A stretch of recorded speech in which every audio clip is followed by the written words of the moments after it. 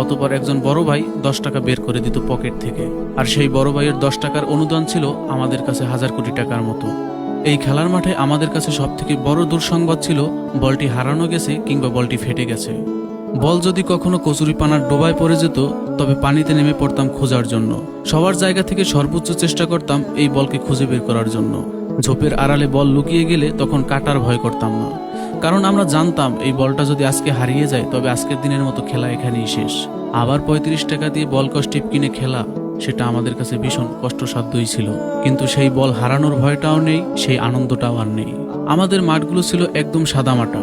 আমরা কখনো খেলেছি ফসলের মাঠে, আবার কখনো খেলেছি সেই হিজলতলার মাঠে কিংবা সুপারি বাগানে। সেই সময় আমাদের স্টাম্প ছিল বাঁশের কঞ্চি কিংবা ইটের সারি অথবা গাছে নির্দিষ্ট করে দেয়া সেই অংশটুকু। আমাদের ব্যাটের বর্ণনা করলে শেষ করা যাবে না। একটি ব্যাটে পেরেকের উপরে পেরেক দিয়ে তার উপরে প্লাস্টিক রশির বাঁধ, এবং সেই ব্যাট দিয়ে যখন ছক্কা হাঁকাতো কেউ, তখন চিৎকারে পুরো মাঠ কেঁপে উঠত। যখন কেউ আউট হতো তখন আমাদের ভিতরে কারাকারি লেগে যেত কে কার আগে নামবে। আবার দুর্ভাগ্যবশত কোনো ছোটদের হাত থেকে যদি ফিল্ডিং মিস হয়ে যেত, তবে বড়রা তাদের প্রতি রাগও হতো। কিন্তু পরের ওভারেই সে যদি কোনো উইকেট পেত, তবে সেই বড় ভাই বলে উঠত, হ্যাঁ এটাই চাইছিলাম, এই বলটাই কর। তবে আফসোসের কথা, সেই বলটা আজ অনেকদিনই করা হয় না।